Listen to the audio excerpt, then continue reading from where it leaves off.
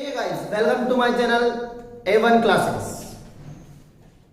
आज का जो हमारा टॉपिक है वो है प्रीपोजिशन। अब प्रीपोजिशन क्या होती है आज हम पढ़ने वाले हैं। अक्सर बच्चे प्रीपोजिशन से घबराते हैं। प्रीपोजिशन क्या है, कहाँ यूज करना है, कैसे यूज करना है। एग्जाम में यह वीडियो देखने के बाद आप एग्जाम में किसी भी प्रीपोजिशन के सेंटेंस को आसानी से कर सकते हैं, है ना। ये मेरी गारंटी है। तो चलिए पढ़ते हैं प्रीपोजिशन। अब प्रीपोजिशन है क्या? प्रीपोजिशन देखिए कि प्रीपोजिशन किसी नाउन या प्रोनाउन, किसी भी सेंटेंस में नाउन या प्रोनाउन का संबंध बताने के लिए प्रीपोजिशन का यूज किया जाता है। क्या बोला मैंने कि प्रीपोजिशन है क्या या होती क्या है। सबसे पहले अपन इसका मीन जान लेते हैं कि प्रीपोजिशन होती क्या। देखिए सबसे पहले इसका जो मीन यदि आपने देखा जाए तो इसका जो मीन है वो क्या है, प्री और पोजिशन। अब आप देखोगे तो प्री लिखा मैंने, प्री का मतलब क्या होता है, पहले, है ना। और दूसरा आ गया उसका पोजीशन। अब पोजीशन का मीन क्या होता है, जगह या स्थिति। तो मतलब कहने का उसका मतलब होता है किसी भी जगह पर, मतलब पहले आने वाला जो वर्ड होता है किसी भी सेंटेंस में जगह पर आने वाला जो पहला वर्ड होता है वो क्या होता है, अपना प्रीपोजिशन होती है। तो प्रीपोजिशन का वास्तविक और रियल मीनिंग क्या होता है, ध्यान दीजिए। जैसे कि मैंने आपको बताया कि प्रीपोजिशन किसी भी नाउन और प्रोनाउन के बीच में संबंध बताना। जैसे कि मैंने लिखा एक सेंटेंस कि I am in the class, I am in the class.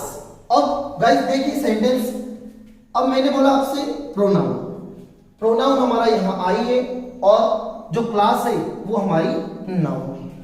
तो जो इसका इन दोनों के बीच में जो रिलेशन बता रहा है वो है हमारा प्रीपोजिशन।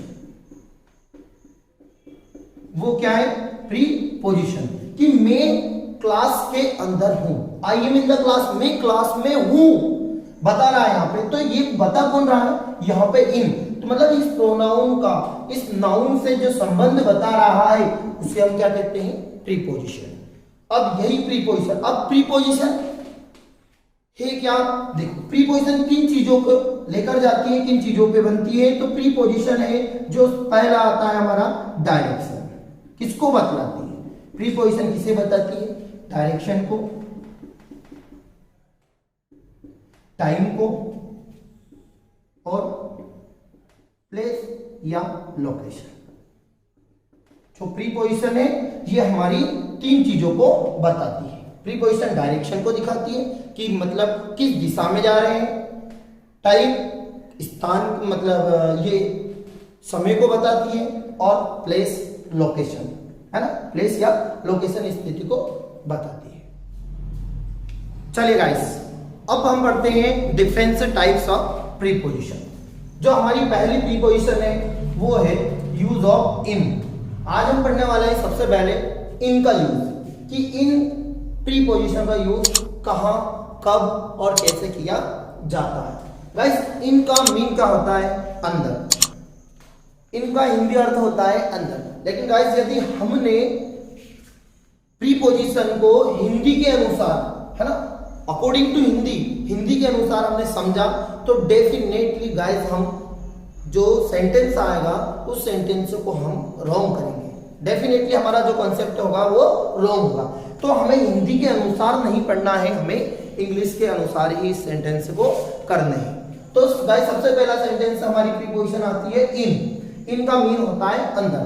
तो सबसे पहले हम पहला जो हमारा रूल है वो देख लेते हैं कि बड़े स्थान के नाम के पहले, लिसन टू, कि बड़े स्थान के नाम के पहले इन का प्रयोग करना। अब बड़ा स्थान अब बड़ा स्थान क्या है, तो ध्यान दीजिए कि जो बड़े प्लेसेस है, जो ग्रेट प्लेसेस है, बड़े बड़े स्थान है, बड़े बड़े शहर हैं, सिटियां हैं, क्या उन्हीं को बड़ा स्थान कहा जाता है क्या? यस।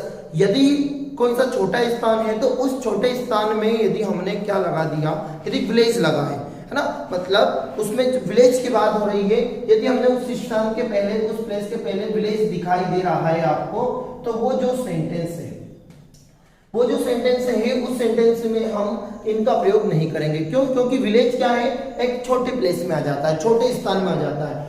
तो अब इसीलिए जिसमें बड़े स्थान के नाम के पहले जहां पर विलेज का कोई भी जिक्र ना हो, है ना, या फिर कोई शहर का नाम आ जाए बड़े, जैसे कि अहमदाबाद आ गया, दिल्ली आ गई, है ना, नेपाल आ गया, किसी स्टेट मतलब राज्य, जो दूसरे अलग अलग देश के बड़े बड़े शहर के नाम आ गए, कोलकाता आ गया, है ना, अहमदाबाद आ गया, तो ये बड़े स्थान के नाम के पहले हमें किसका यूज करना है, इनका।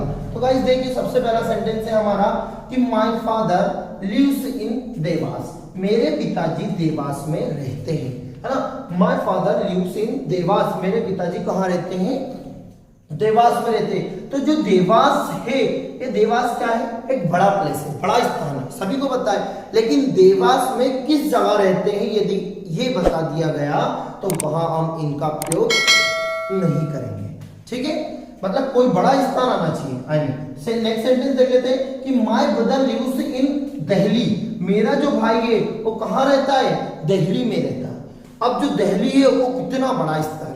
यदि दिल्ली में जैसे कोई सा भी स्थान बता दिया कि दिल्ली में कहाँ रहता है ना, वो रॉयल मार्केट में रहता है कि रॉयल मार्केट, है ना, स्ट्रीट लाइन सम, मतलब शहजादबाद या शहजादपुर, तो वो क्या हो गया वहां पर, वहां हम क्या इनका प्रयोग नहीं करेंगे। लेकिन डायरेक्ट किसी भी प्लेस का नाम आता है बड़ा, तो वहां हम इसका यूज करेंगे इनका। तो गाइस ध्यान रखें ना, दिल्ली जो है बड़ा स्थान है, देवास बड़ा स्थान है ना। कोई विलेज का नाम भी आता है, डायरेक्टली विलेज का नाम आ गया कि जैसे कि आ गया कोई सा भी नाम आ गया कि कच्चीपुड़ी, कच्चीपुड़ी एक गांव, कच्चीपुड़ी एक गांव है, तो कच्चीपुड़ी पे यदि वो है गांव है, हमें पता है लेकिन बाकी लोगों को तो नहीं पता है ना। तो यदि उसके पहले विलेज कच्चीपुड़ी आ गया तो डेफिनेटली वहां इन आएगा, नहीं तो डायरेक्टली यदि नाम आया तो फिर वहां हम इनका प्रयोग करेंगे, ठीक है। मतलब यदि वहां पे विलेज आएगा तो वहां इनका यूज नहीं करेंगे, और यदि विलेज नहीं आया तो वहां इनका ही यूज करना है, क्योंकि वो भी एक बड़े स्थान में आ जाता है। देखिए नेक्स्ट अगला रूल, ये रूल आपको समझ में आ गया होगा, बड़े स्थान के नाम के पहले इनका यूज करना है। कंपटीशन एग्जाम में अधिकतर या फिर नॉर्मली जनरली ये 9th 10th 12th 11th जो इनमें सभी में पूछा जाता है। नेक्स्ट बी वाला देखते हैं, वर्षों और महीनों के पहले, ध्यान रखना, वर्षों के नाम और महीनों के पहले किसका यूज करना है अपने को, इनका। अब वर्ष का मीन ईयर हो गया और मंथ नेम हो गया महीना। तो देखिएगा कि India got freedom in 1947, India जो इंडिया है वो आजाद हुआ था, कब आजाद हुआ था, 1947 में। तो इंडिया गॉट फ्रीडम इन 1947 की जो इंडिया है वो आजाद हुआ है हमारा 1947 1947 को। तो जो ये 1947 से, ध्यान रखिए ये क्या है, ये ईयर बता रहा है ना, ये वर्ष है ना, और नेम ऑफ मंथ आता है तो भी वहां पर हम इनका प्रयोग करते हैं। तो ये वर्षों के नाम के पहले किसका प्रयोग करना अपने को, इनका। तो India got freedom in 1947। Next she came to my home, she came to my home in April 2021, she came to my home, वहां मेरे घर आई, कब आई थी वो मेरे घर, अप्रैल 2021, है ना, अप्रैल 2021 को। तो ये क्या होगा, ये मंथ और ईयर नेम आगा, जहां पे मंथ और ईयर का नेम आता है, तो जहां मंथ और ईयर आता है वहां हम किसका यूज करना है, वहां हमें इनका यूज करना है, ठीक है। जैसे इंडिया गॉट फ्रीडम इन 1947, है ना, ये भी एक ईयर का नाम। फिर she came to my home in April 2021, तो ये भी मंथ और ईयर आगा। लेकिन ध्यान रखिएगा यदि इसमें यदि किसी डेट आ जाए, मतलब डेट यहाँ पे 10 अप्रैल 2021, तो वहां हमें इनका यूज नहीं करना है, वहां नेक्स्ट अगली प्रीपोजिशन यूज होगी जो मैं आपके अगले वीडियो में बताऊंगा। नेक्स्ट अगला आता है हमारा, अगला आ रहा है यदि, ठीक है। वो बोल रहा है यदि कोई नाउन किसी निर्धारित सीमा के अंदर स्थित हो तो इनका प्रयोग करना। यदि कोई नाउन किसी निर्धारित सीमा, मतलब कोई सी भी नाउन का मतलब है ना संज्ञा, यदि कोई संज्ञा जैसे हम क्या है, नाउन है, कोई ये पेन क्या है, एक नाउन है। अब ये क्या हुआ, ये पेन, यदि कोई नाउन किसी निर्धारित सीमा के अंदर स्थित हो तो इनका प्रयोग करें। यदि कोई नाउन जैसे हम अभी कहां पर हैं, कोचिंग में, तो हम क्या होगा, हम इंस्टीट्यूट या मकान के अंदर है, तो वो क्या हो गया, हम हो गए नाउन, और वो किसी सीमा के अंदर मतलब मकान, रूम जो हो गया वो है ना लिमिटेड बाउंड्री है, तो उसके पहले है ना यदि उसमें अंदर कोई चीज हो तो वहां इनका प्रयोग करना। जैसे मैंने बोला कि वी आर सिटिंग इन, है ना, we are sitting in A1 coaching, मतलब हम कहाँ बैठे हुए हैं, अभी A1 कोचिंग में बैठे हुए हैं। तो A1 कोचिंग की कोई एक बाउंड्री होगी, कोई एक रूम होगा, कोई एक कमरा होगा, एक हॉल होगा, है ना, मतलब एक एंटायर है, तो उस एंटायर के अंदर कोई सी चीज है तो लिमिटेड बाउंड्री है, तो उसके पहले अपन किसका यूज करेंगे, इनका यूज करेंगे। तो मैंने यही लिखा हुआ है, यदि कोई नाउन किसी निर्धारित सीमा के अंदर स्थित हो तो है ना इनका प्रयोग करें। तो we are sitting in A1 coaching. Next अगला, विषय के नाम के पहले, अब गाइस देखिए विषय मतलब सब्जेक्ट, है ना। अब आपके पास जैसे कि हर कोई पूछा जाता है, यदि दूसरे लोग पूछते हैं आपसे, जैसे कोई 5th है, 9th में, कोई 10th में, कोई बंदा 10th में है और उससे पूछा जाए कि कितने सब्जेक्ट है आपको, कितने सब्जेक्ट हैं आपके उसमें, तो डायरेक्टली वो बच्चा मालूम क्या बोलेगा, वो बोलेगा कि मुझे 5 सब्जेक्ट है। अब 5 सब्जेक्ट है, जैसे कि कोई मैथ वाला बंदा है, फिजिक्स, केमिस्ट्री, मैथ और हिंदी और इंग्लिश, लेकिन वो उसको ये नहीं पता है कि हिंदी और इंग्लिश जो दोनों है वो क्या है, वो हमारी एक क्या है, लैंग्वेज है ना, वो हमारी लैंग्वेज है, वो सब्जेक्ट में नहीं आती। फिजिक्स केमिस्ट्री है वो सब्जेक्ट में आती है। तो ध्यान दीजिए विषय के नाम के पहले इनका प्रयोग करें। तो my friend Sandeep is good in maths, जो मेरा दोस्त संदीप है वो मैथ्स में बहुत अच्छा है, जो मेरा दोस्त संदीप है वो मैथ्स में बहुत अच्छा है। ठीक है, हमें क्या करना है कि विषय के नाम के पहले, मतलब विषय सब्जेक्ट, आप सब्जेक्ट रिलेटेड कुछ भी आ सकता है, सब्जेक्ट में फिजिक्स है, मैथ्स है, केमिस्ट्री है, बायो है, ठीक है, अकाउंट है ना, बिजनेस स्टडीज है, एग्रीकल्चर में क्रॉप प्रोडक्शन है ना, एनिमल हस्बेंड्री है, ये सारे किसमें आते हैं, सब्जेक्ट में, है ना। तो she was good in physics, कि वहां फिजिक्स में बहुत अच्छी थी, ठीक है, वहां फिजिक्स मतलब उसको फिजिक्स बहुत अच्छे से आती थी, है ना, उसको फिजिक्स बहुत अच्छे से आती है। तो यहाँ सेंटेंस हमारा बन गया। और मैं उम्मीद करता हूं कि आपको प्रीपोजिशन बहुत अच्छे से समझ आई होगी, जो ये हमने इनका यूज किया है और बहुत अच्छे से आया है। चलिए देखते हैं सेकंड प्रीपोजिशन हमारी क्या है। सेकंड प्रीपोजिशन है हमारी एट। एट का यूज कैसे करें, सिंपल सा, एट का जो हिंदी मीन होता है वो होता है मैं या पर, ठीक है, मैं इतने समय पर या मैं इतने समय में, है ना, ये चीजें आती है एट। अब जो एट है, फर्स्ट जो रूल है एट का, छोटे स्थान के नाम के पहले। इनका यूज क्या था, बड़े स्थान के नाम के पहले, लेकिन एट का यूज क्या है, छोटे स्थान के नाम, उसके अपोजिट होगा, मतलब ये रूल है जो इनके अपोजिट चलेगा। छोटे स्थान के नाम के पहले एट का यूज करें। जैसे सेंटेंस मैंने लिखा, he lives at village Bhuriya Khajuriya, है ना, मतलब he lives at village Bhuriya Khajuria.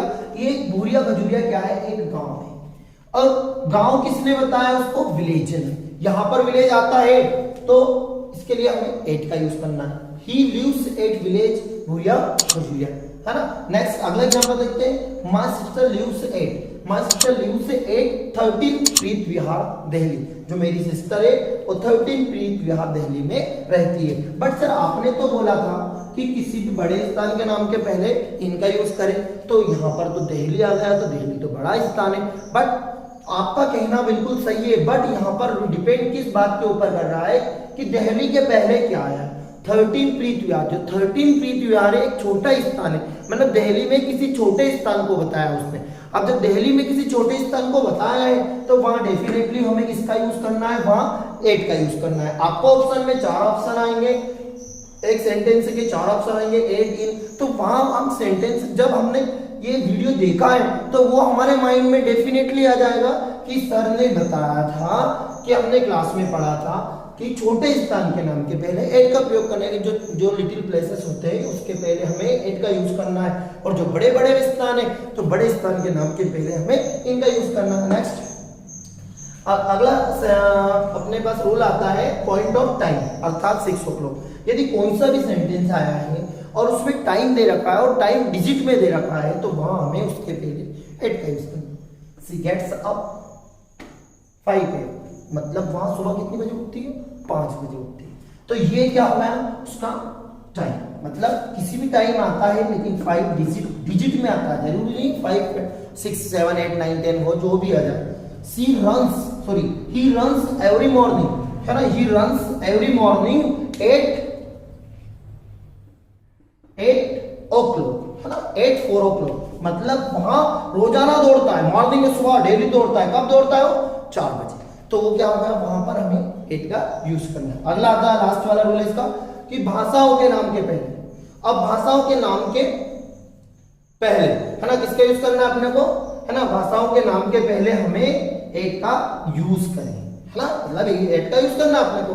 अब 8 का यूज करें भाषाओं के नाम के पहले, तो ठीक है, भाषाओं के नाम के पहले हमें 8 का यूज कर देंगे, क्योंकि लैंग्वेजेस के नाम के पहले हमने क्या किया, है ना, हमें क्या करना है, 8 का यूज करना है। लेकिन सब्जेक्ट के पहले, विषय के पहले हमने यूज किया है ना, इनका। लेकिन अब हम किसका यूज कर रहे हैं? 8 का यूज कर रहे हैं। क्यों कर रहे हैं? क्योंकि हमें अब क्या है, भाषा, लैंग्वेज के पहले हमें किसका यूज करना है? 8 का यूज करना है। तो mister Rathore is good at English, कि जो मिस्टर राठौर है वो इंग्लिश में बहुत अच्छे हैं। तो अब बहुत अच्छे हैं, किस चीज में अच्छे हैं? वो इंग्लिश में। तो इंग्लिश के पहले हमें किसका यूज करना है? 8 का। तो सर इंग्लिश के पहले ही हमें इसका 8 का यूज करना है क्या? नहीं, जितनी भी लैंग्वेज है, हिंदी, उर्दू, है ना, इंग्लिश, है ना, जो जितनी भी लैंग्वेज होती है, इन सभी मराठी, ये सारी लैंग्वेजेस के पहले हमें किसका यूज करना है ना, 8 का यूज करना है। जैसे लास्ट सेंटेंस है हमारा, their uncle was excellent at Urdu, कि उसके जो अंकल है, उनके अंकल है वो बहुत अच्छे हैं उर्दू में, तो उसके लिए उर्दू भी क्या हो गई, एक लैंग्वेज हो गई, है ना। इस तरीके से हम 8 का यूज कर सकते हैं, है ना। और यदि वीडियो आपको पसंद आया तो लाइक करें, कमेंट करें, है ना, और चैनल को सब्सक्राइब करें। और अगले वीडियो में आपको और भी कुछ नई चीजें